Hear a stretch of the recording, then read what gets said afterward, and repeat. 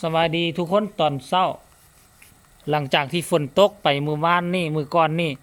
อากาศมันก็ซุ่มซื่นแบบนี้แหละเฮาสิไปเยี่ยมเบิ่งกันน่ะสวนกันเด้อว่าผักกาดพวกเฮานี่ปลูกไว้นี่มันเป็นจั่งใดมับหมดแล้วบ่หรือว่ายังอยู่ทุกคนโอ้ซุ่มซื่นหมดเว้ยซุ่มซื่นแต่ว่าแม่นอีหยังมาขอดมาขุดนี่ซะน่ะโอ้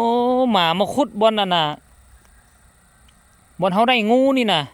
เห็นไหมทุกคนโอ้เฮาออกมาปุ๊บตะเว้นขึ้นเลยมันน่ะตะเว้นสาดแสงเลยเอามาเบิ่งมึงดูมันเป็นแนวใดโอ้ฝนตก2-3 มื้อนี่เปียกลบออบเลยเว้ยว่าเห็นไหมทุกคนโอ้แต่ว่าเครือมักตัวนี้นี่ได้กิน100%แล้วนี่เครือมักตัวนี้โอ้สิบ่ได้บ่งมันบ่แม่นเฮาผักกาดนี่บ่เป็นตาบ่งเลยเด้นี่หาบอนบ่งก็เด้อทุกคนเอ้ยไม่ผักกาดเฮาน่ะป้าบ่งแม่งโอ้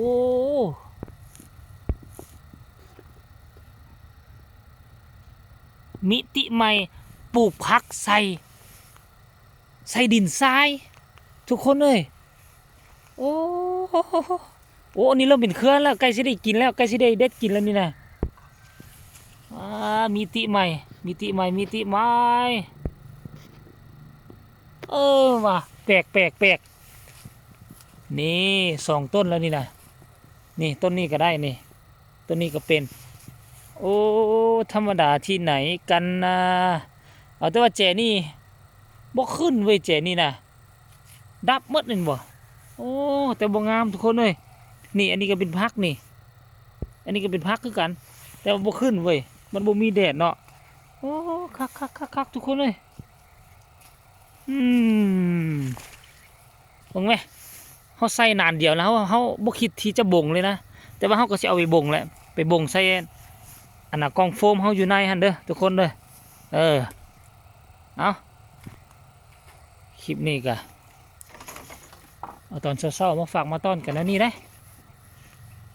ตัวจะไปเบิ่งหมากน้ำคอกบรรยากาศโคตรดีเลยมึงไหมมื้อนี้แดดดีมื้ออื่นมื้อฮื้อนี่สิลงน้ำได้อยู่ดอกทุกคนเลยเอาทักทายกันตอนเช้าเนาะฝากทุกคนกดไลค์กดแชร์กดติดตามให้เด้อเช้าเป็นอันนี้แหละอยู่เขตหมู่บ้านของพวกเฮาก็ได้พอกันใหม่ในคลิปหน้าเด้อไปก่อนบ๊ายบาย